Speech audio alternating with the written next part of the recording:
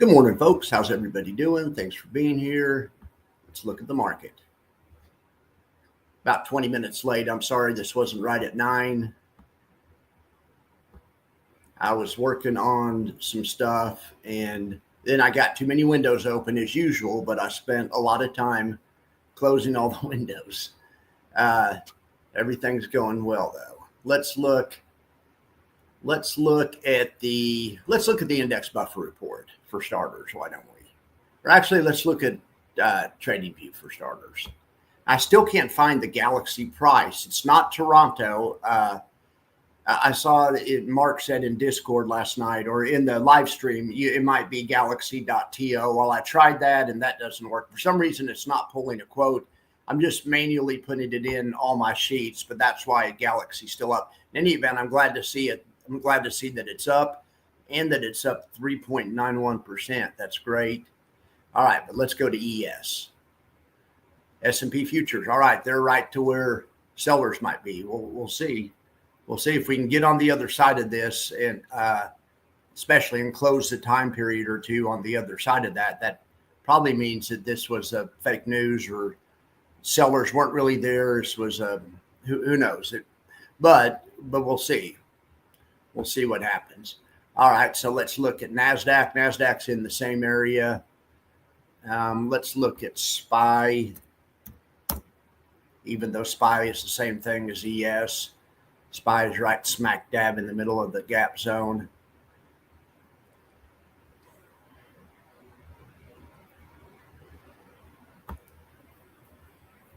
Bitcoin leading the way, though. Bitcoin's not worried about it, so maybe I shouldn't be either.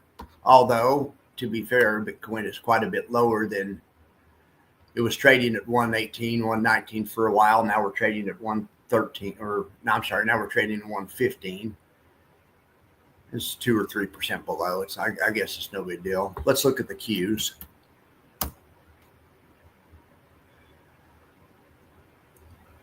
All right, well, kind of the same story all over the market.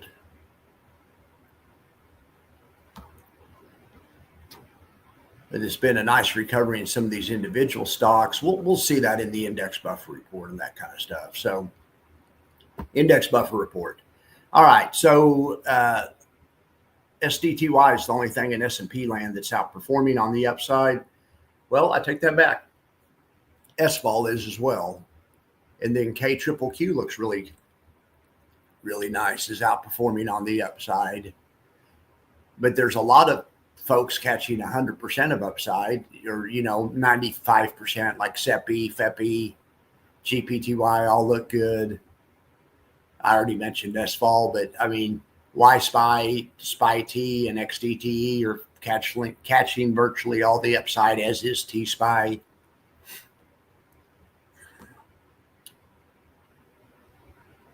All right, great job. We just got new data that came in, but it looks roughly the same. Down here, we have XOVRs up. So risk assets are on right now. They're back in style. Back in style. All right, yield max buffer report. So on this one, the only one that really stands out is Coney outperforming its parent by about 5 or 10%. That's pretty good. We got a lot of other really strong performance. I guess we have MSFO also outperforming, as is YBIT by a little bit. Well, that's really nice to see. Don't forget about ULTY outperforming its parent, which I call the Russell. That may not be totally accurate. It's probably better to call it the Qs, but in any event, YMAG is catching a lot of upside. And if the Qs were Alties underlined, the Qs are up a little bit more than ULTY right now. The Qs are up 1.6, ULTY is up 1.3, Russell's only up 95. But in any event, ULTY is looking good. MSFO is outperforming the parent. And yeah, YBIT is a little bit also. I think we talked about that one on the other one. All right, so let's go to the, let's see what else is up. Let's go over here to the Crypto Trinity. How about that? Then we're going to go to the max factor. All right, so we'll start over here on ULTY.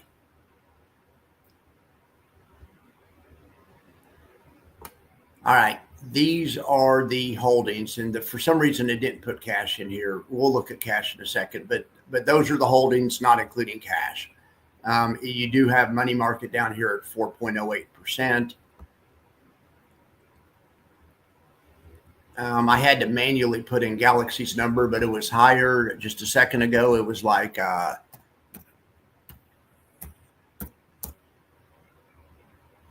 so probably a better way to do this. I don't know why out of all the things they can't get that quote. I don't know why it's underlined either. Oh, because I put galaxy.to to see if that worked, and it did not work. And then I thought it was a web address. Anyway, that I didn't want to do that. No, I don't want to do that. Okay, so anyway, but we can look at the average. It's the average stock's up 2.28. Alti itself is up 1.33. It's very good, a point and a third. Let's look at the Altiverse. We can look at that same information in a graphical format. There's Alti at the far right, up 1.3. Average stock's up 2.28. Great job. Rigetti's leading the way, up 10%. Oklo looks good. Reddit. Now, Reddit was up the other day when the market was down. There's a couple that are down, ASTS and INOD. First Solar's pulling back a little bit, and UVIX. Now, UVIX is a long volatility ETF, and that one worked really well on Friday, but it's not working so well today as volatility is getting crushed. All right, that's the Altiverse. Oh, and as far as Alti's cash goes, it just didn't pick it up, but it's actually 1.63. Let's just put that in really fast if you guys don't mind.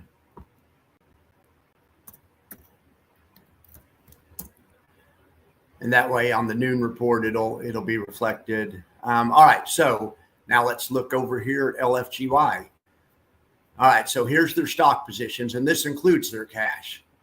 All right, the biggest positions are IBIT, MicroStrategies, Coinbase. They have a little bit of money market, just about 1.6, very little cash. So these guys are fully invested. Good day to be fully invested because all their stocks are up. The only thing that's down is Circle. That's great. The average stock is up 1.7 and Alti itself is up 1.4. Great job. Great job. All right, now let's look at blocks. And this one also doesn't include cash for some reason. I don't know why it keeps doing that. I thought I fixed that this morning, but anyway, and I don't even see cash on there. Yeah, there it is. 6.65, and that's pretty significant.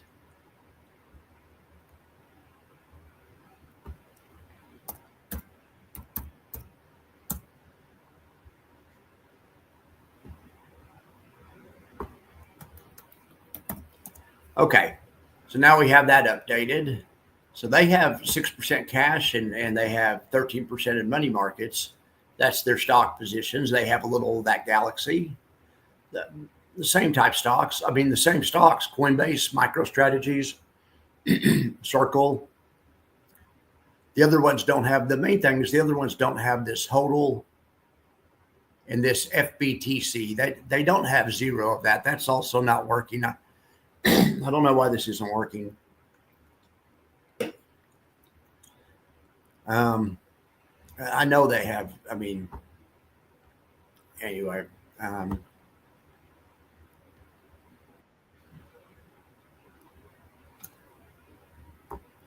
right, but as far as the Bloxy verse goes, here's the Bloxy verse. Here's actually how the stocks are doing in their universe versus the average.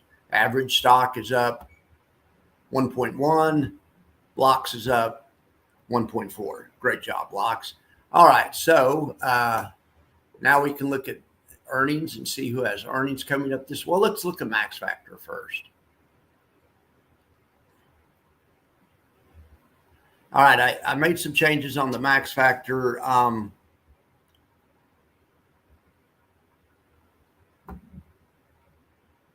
grab a new top 20 list real fast. But I put the total return in a column also. It doesn't factor it in. To have a total return, it has to have a year's worth of data. But it's just something for us to look at. So number one is AMDY. Can you guys see that? In 72% yield, 29%, I should say quarterly NAV return up there, so I don't have to say it every time. I say it just so people don't think it's yearly. I need to title the column quarterly NAV return.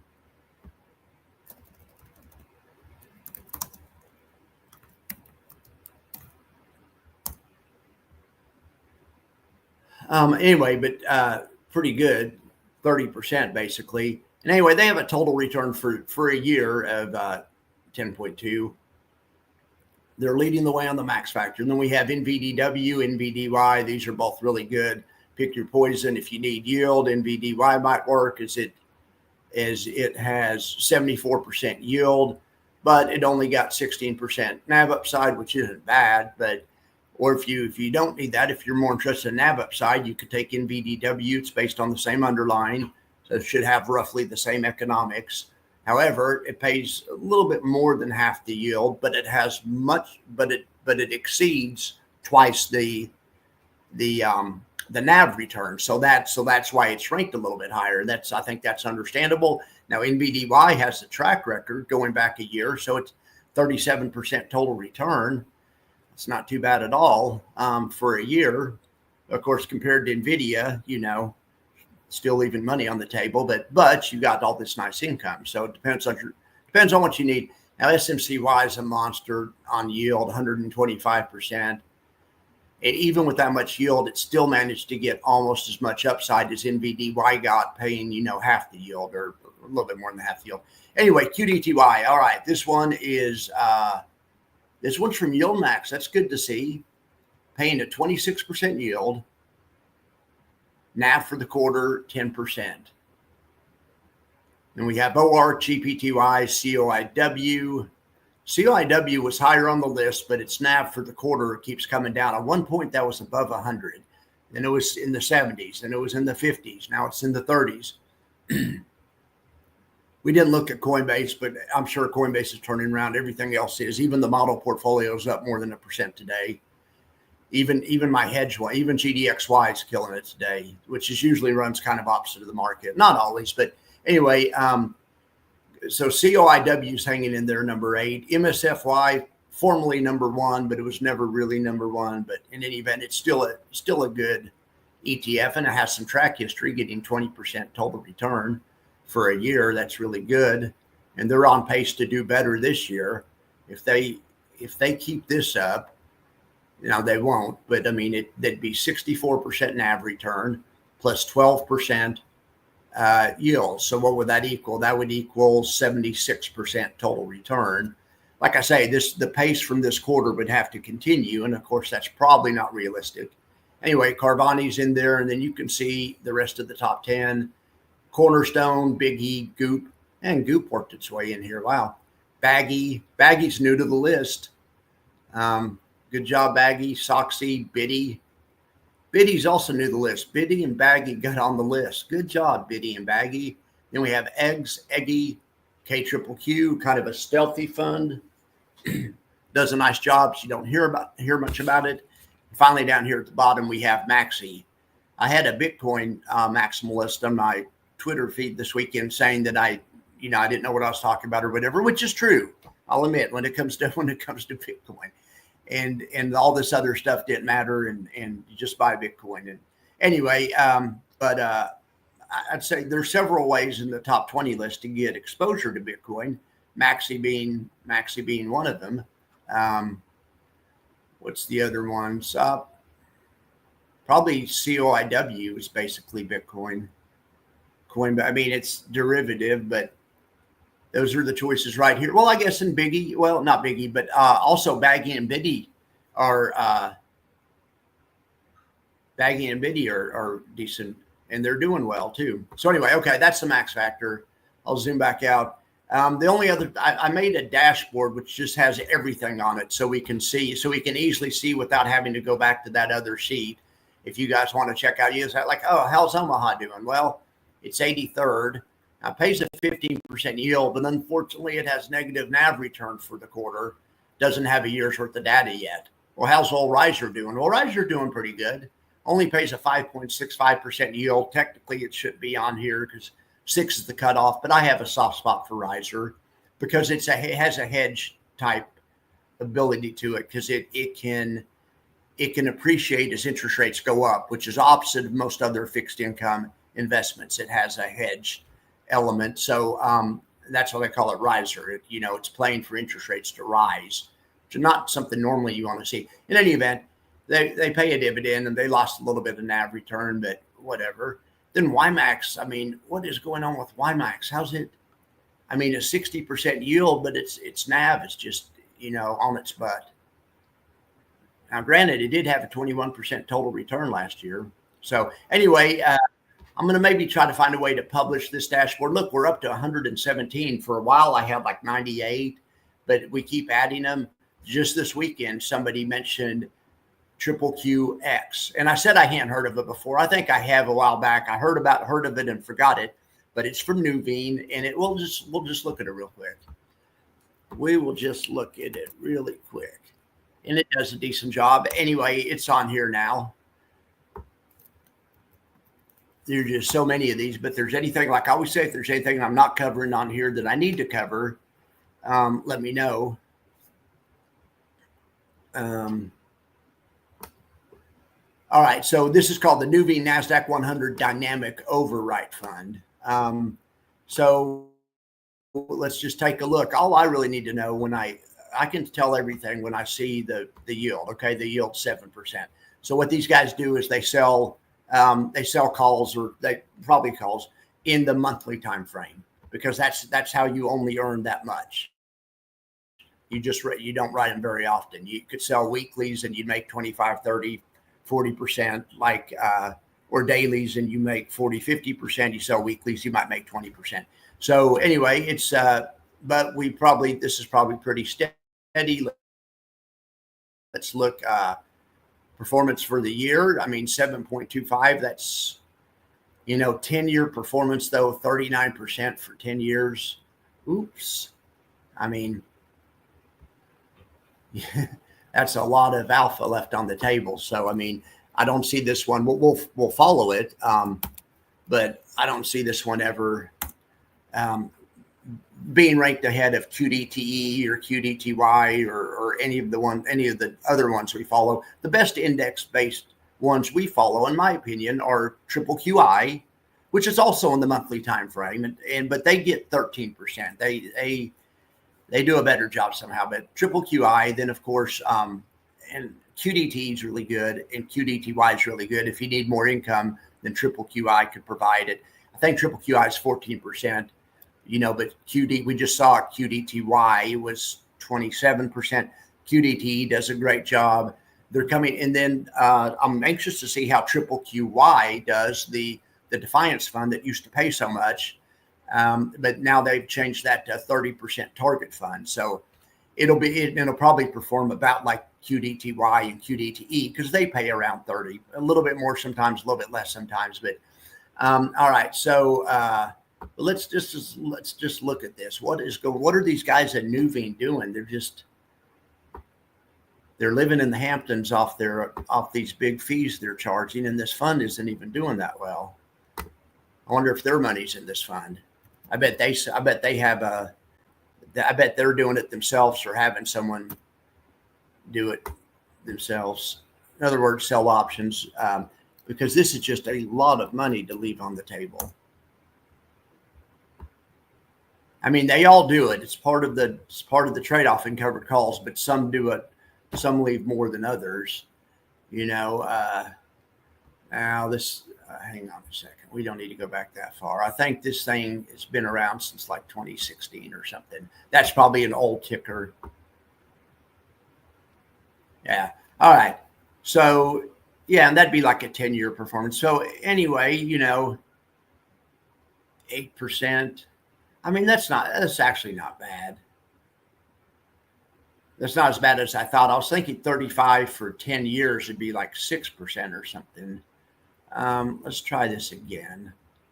Let's go back to 2015.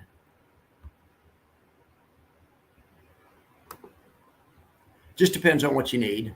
I appreciate whoever told me about this this ETF, because I for different, they could always change portfolio or something. I guess 8% isn't bad. Let's see if it beats QILD. It's also been one that's been around forever.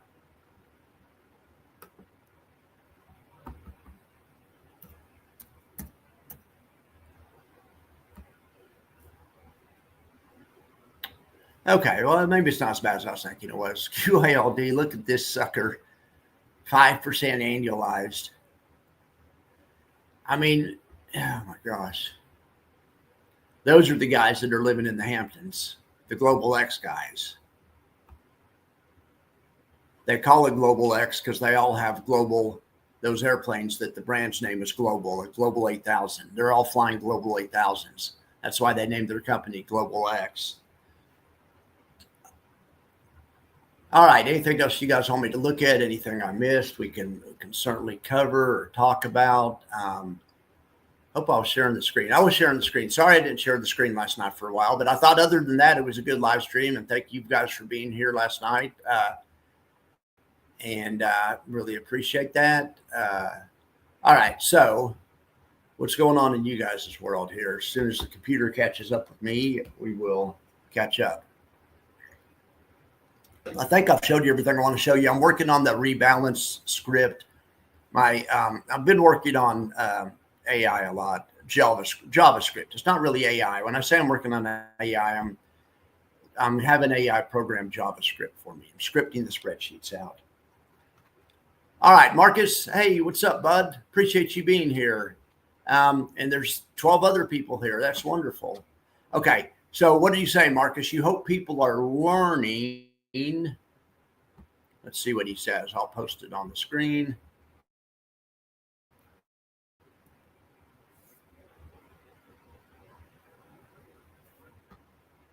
I shut down all the windows that I wasn't using. I made sure there was no processes running in the background, nothing crazy, but oh well. Oh well. I hope people are learning to mainly buy on red days. That's the real growth accelerator. Yeah, heck yeah. That works until we have until we hit a 2022. But yeah, heck yes. Hey Dan, good morning. Appreciate you being here. Appreciate all of you guys being here. 12's a pretty good number. Okay. Well, I guess the one thing I wanted to look at that I haven't looked at yet is earnings this week. So let's just pull those up really fast and take a quick gander at them.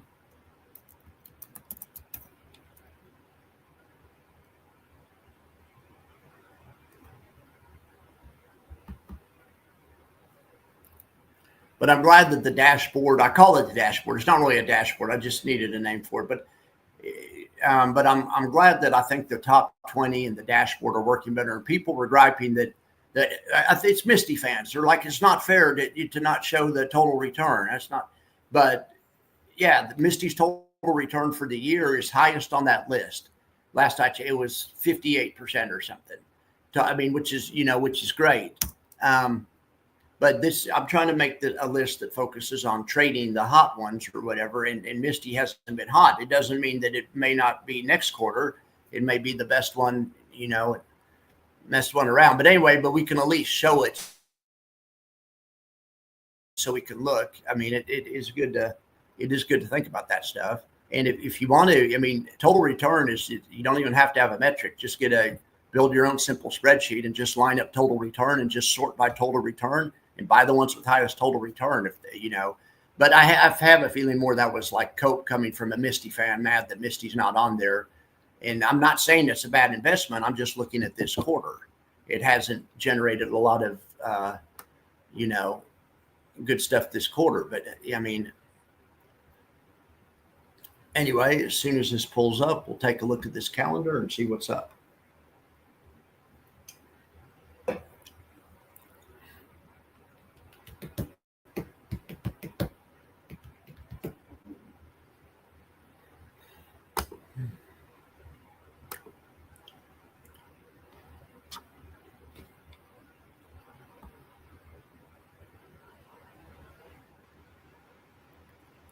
I have no idea what's.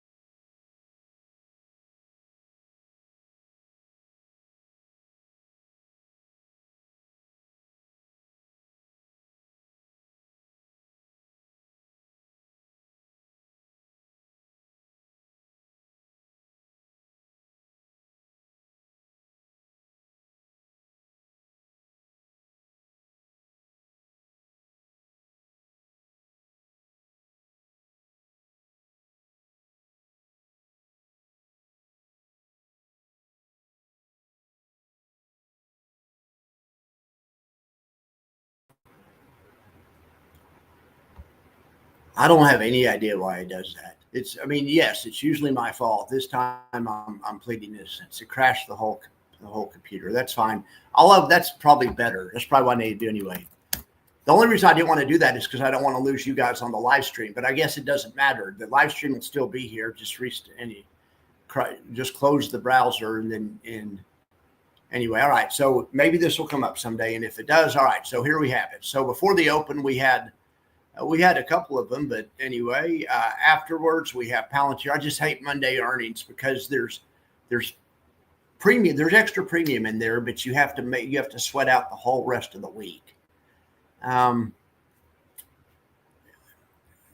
If there's anything you guys want me to do in that, I will, but let's look for something on like Wednesday or Thursday, or at least Tuesday. There's a lot of them. Tuesday after the bell, we have AMD. Now that's a good liquid one to trade. That's a good trading one. I just wish it was Thursday. We have SMCI coming up. And yeah, 35% of ULTY's portfolio, things like App, have earnings this week. So, but Airbnb has earnings, and then Thursday's the prime time for earnings. Let's see, Thursday before the open, Eli Lilly, that's that company my granddad used to work for. QBTS, that's a good quantum computing. I mean, sometimes you can get decent options in that one. And after the bell, we have SoundHound Rocket Lab, and all right, so there's some good ones. We'll look at those. We'll look at some of those for earnings.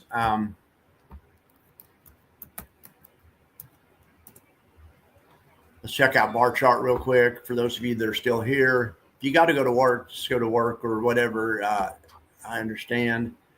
For those of you that are still here, let's see what's going on in option land.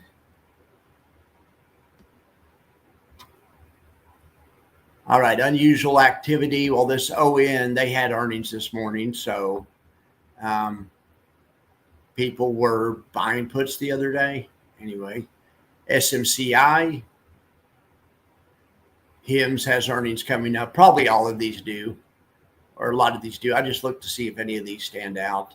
GTX, what's that one? I hadn't heard of that one before. Anyway, let's go down not to most active. Most active is the usual suspects. Top covered call ideas. Okay, so let me see if there's any that's a good candidate for something that I like to do. All right, so just looking at prices, I mean, this SBET is still, I mean, it's a 20 and you can sell the $35 call for $1.56. I mean, I don't know about doing a covered call on that, but you could do something on that. Broken wing butterfly and target the 35.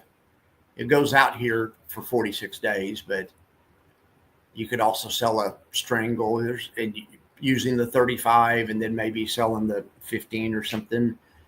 ASTS, that's earnings, right? Or no, I didn't see that on earnings, but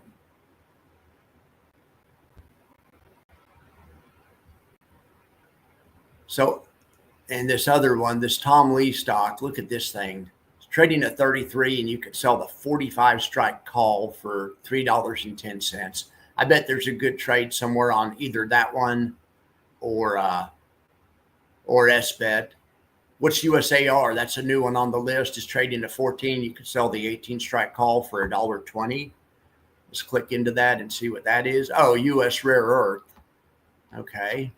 Have you guys heard of that one? I sure haven't. Let's look at a chart.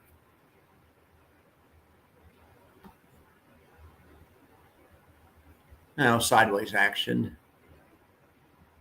Let's look at a 5-year chart. Let's look at a 1-year chart. All right. Looks like it was SPAC. Came public at 10. Been as high as 20. Been as low as 4, 6, as 5 or something. Interesting. All right. Well, maybe I'll do something in one of those and make some content about it. So, hey, Alan, thanks for being here. Hey, JT. You buy extra on, okay, JT buys extra on red days and DCAs into anything that you're down in. Alan, morning. Yeah, morning, Alan. Just checking on you. Did you ever post? Okay, I didn't because it was a private conversation. I really liked those guys at Twin Oak. I did have some content on it. I wrote about what we talked about on my Patreon feed. But we really didn't talk about that much. It's just kind of like a pre-interview. We're supposed to get together, I think, this week. I haven't checked my email yet this morning. But we're supposed to get together sometime this week, and that would just be a YouTube live. I'll just get on here and hit live, and I'll publicize it beforehand and stuff, and then I'll ask them some questions. And the Twin Oak guys, it's going to be both. It's going to be the guy I talked to, a guy named Greg, who's the managing director, but then it's also going to be the founder of the company, a guy named I forgot Zach. His name is Zach. Anyway, so I'll check my email and see. Any thoughts on buying puts on the SPY as far as mid-August range 525? And if IV goes up, a big SPY drop to help dampen portfolio. Yeah, I mean, that's something you can do. So you want to go out to mid-August. Yeah, okay. I was going to say, I don't usually like to go out that far, but heck, mid-August is here basically. I mean, you know, on those types of plays, it's timing is everything.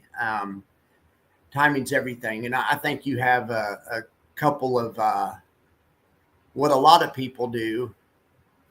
I'm not telling you this is the way to do it, but what a lot of people do, Alan, is they do something like this. Let's look at this.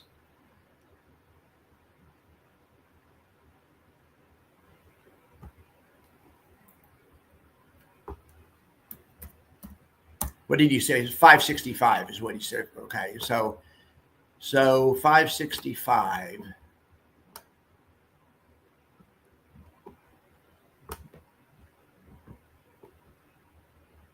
All right, well, the 565 going out to mid-August. Let's just go to August 18th. We'll exclude this one for now. All right, what's that going to cost? It's only 40 cents. I mean, but it's a 2 delta. I mean, that's, you know, that's good if things have to get really bad. Let me go back and check and make sure that's what you 525. Okay. Well, yeah, I mean, something like that. I mean, you know, why can I not get 525s? SPY. They only go to maybe go to the end of the month. I mean, to get 525s, all I was going to say is I was just going to suggest maybe a put spread instead. But I mean, those are so far out of the money. I mean, and this goes to the end of the month. It costs you 50 cents, $50. I mean, if it helps you sleep better at night, it's probably throwing money down the drain. I mean, just honestly, but you know, if something really bad happens, that.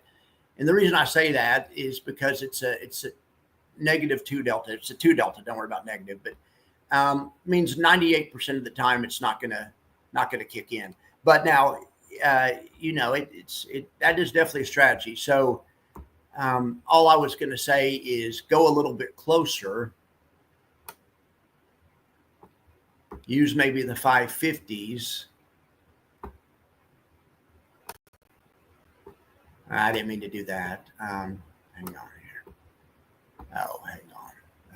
Change expiration. All right.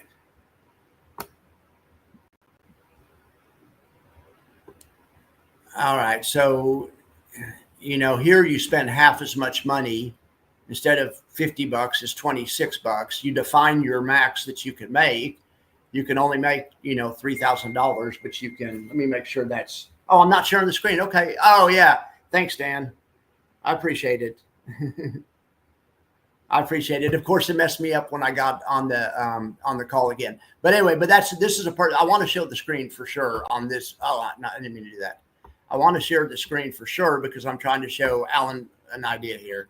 So this would be a great time to share the screen. All right, perfect. Okay, so all I was showing is this. We're going out till the end of August because it didn't have enough strikes when I tried the 18th.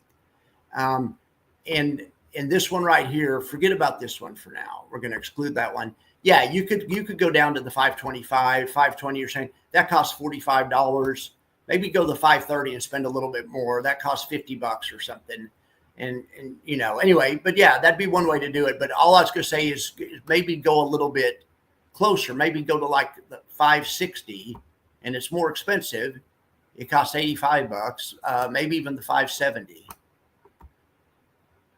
It costs $1. Okay, but then do a spread. Spend the same amount of money. So this costs $1.10. You want to spend about $50.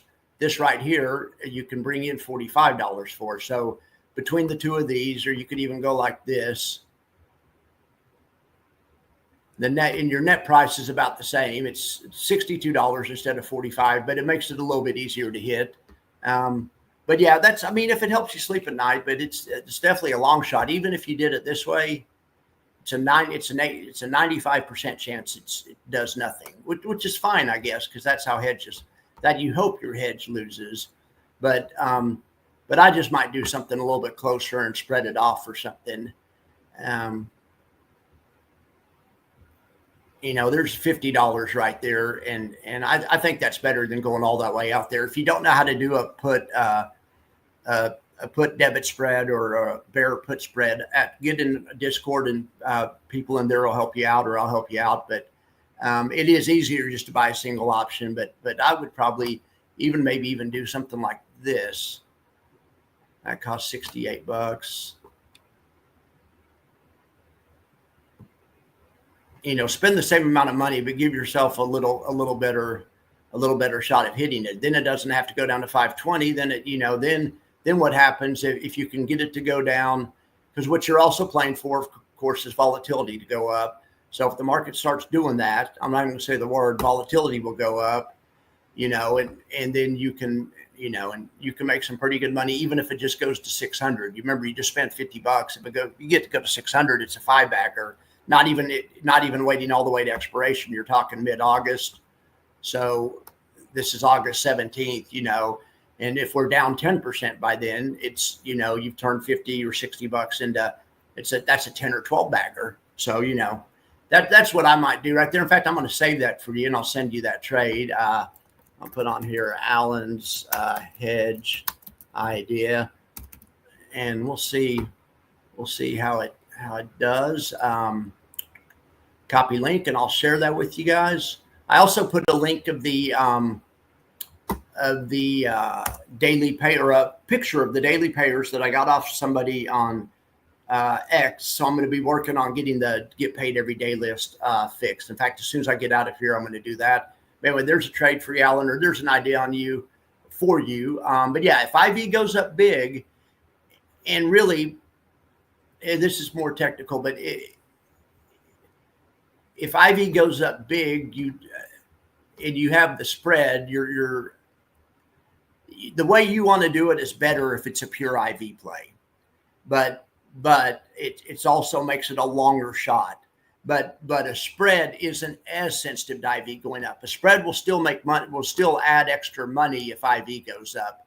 Like look at the break even on August 17th is in my idea 615. That's not bad. I mean, That's not too far away from where the market is now. That's 2% away from where the market is now. But if IV goes up, then you make money. It moves it closer. But the single option is more sensitive to IV. But anyway, I just like it this way better. I mean, you don't need as big of a pullback, even if it just goes to 600 by the 18th or something. You've turned $60 into 250.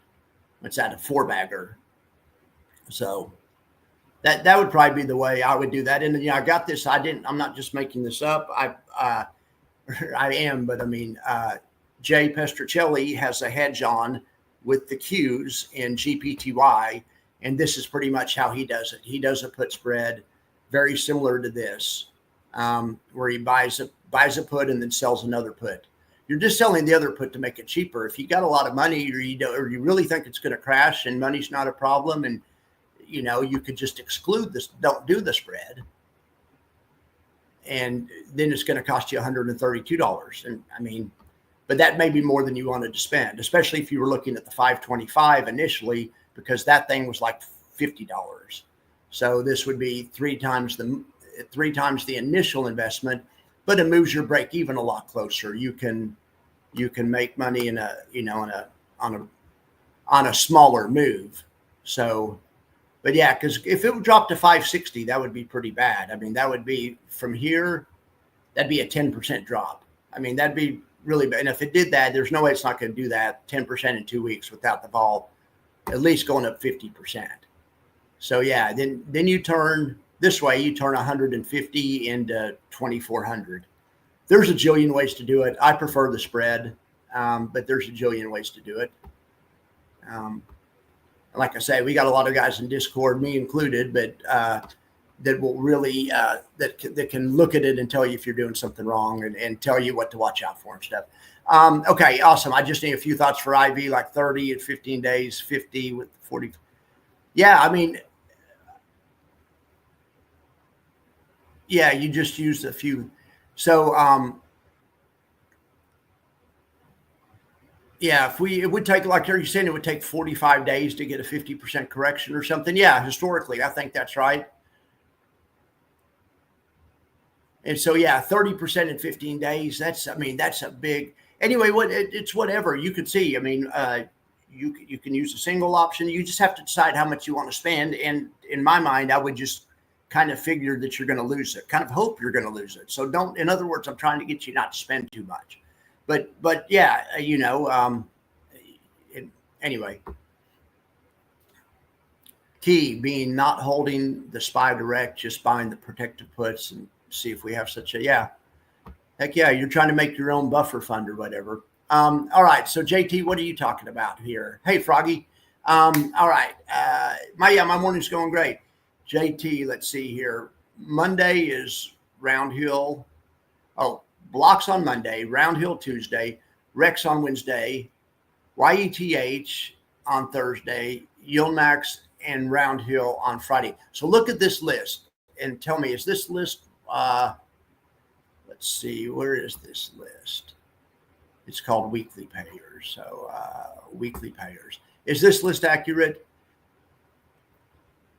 It's a guy that I follow on Twitter that has some really good software called weeklypayers.com. And that's what he's into. But the only thing that made it look funny to me is, isn't there more on Wednesday than just week? These, and they aren't saying blocks from, and he's not saying blocks for, he's saying QT and SPY-T. Forget about blocks. I know blocks pays Monday. I'm with you on that. Maybe he just missed blocks. Maybe he doesn't like it. Maybe it's too new to be in his thing or whatever. That's fine. But does anyone know, does triple QT and SPY-T really pay on Monday? I thought all the Defiance and Yield Max stuff was over here on Friday. Don't they have declaration date on Thursday? Then like QDTY, that's Yield Max. They pay for triple QI, that's Defiance. They pay Friday. I thought this was the Friday lineup. Anyway, I put this in Discord. If you're in our Discord, you can go get this or here. Anyway, but yeah, I'm sure you're right. I'm sure you're right. So like like I said, I still haven't really found a conclusive way other than people saying, no, that's not when they pay, to figure out when it is. No, I didn't say it was your list. Yeah, they pay the first week. It could be any day. Okay. All right. Yeah, no, it's just something I downloaded off the off Twitter. But like I say, I really like the website. It's from, I thought it was dailypayers.com. No. Well, anyway, I'll figure it out. You hold SPY T, okay. When do you get paid? Well, the other thing is SPY T weekly, or is it? I don't even care if they're weekly or not. So I don't even hardly know. But you like another Wednesday and Thursday payer? Well, I hear you. I just want my portfolio to start doing better. It's my fault that it hasn't been, because this whole way up, I was probably overly hedged. Marcus, you tried to tell me to drop my YQQ to 10% like you have it. Anyway. Anyway, I didn't listen to you, though, did I? I'm working on it, though. Yeah, SPY T pays monthly. So maybe it just happens to pay on Monday this month, but that's not what I'm looking for. I'm looking for the recurring one. So I'll go look at what you said. I know this is the recurring ones. Whatever you said here, I'll start with this information, JT, or well, no, but whatever you just said. I'll start with this information. And I know you put it in. You were on the feed last night, right? And anyway, I need to follow up on it. All right, guys. Well, I'm going to get out of here, and it's 10:07. I'm going to let you guys go. Yeah, weeklypayers.com. Thank you, Dan. Dan is saving my butt today, weeklypayers.com. Okay. Yeah, so these ones that are blue, it does say payment. But that's what throws me up. It says that these are X and record date. So and it doesn't have blocks on here. And I know blocks is Monday because I've heard the guy say it's going to be Monday. I mean, I believe it's supposed to be Monday. This is a great site, but it's still in development. So you can weekly, monthly dividend calculator. Okay, well, they have more on Wednesday than just week, but that's just the record date. I don't get it. Maybe. So when does COIW has a record date of Tuesday? So when it pay on Wednesday or Thursday? Let's see.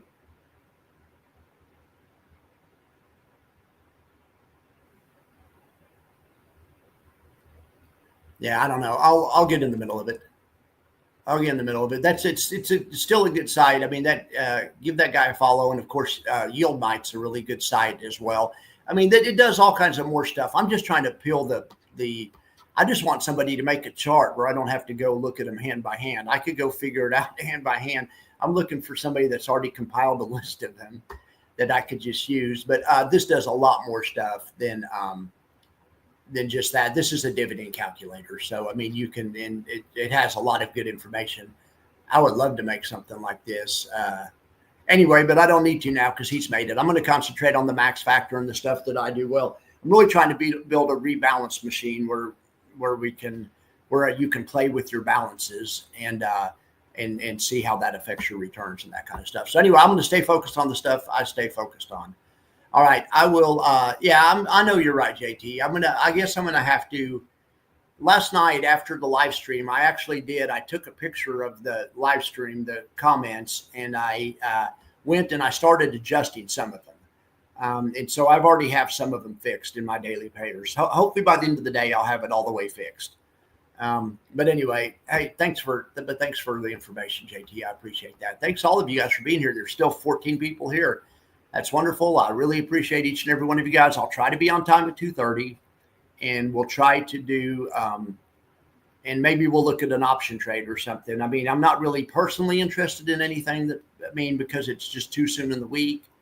But if there's something you want to see, we'll take a look at it, or we might look at bar chart and try to find a special situation or something.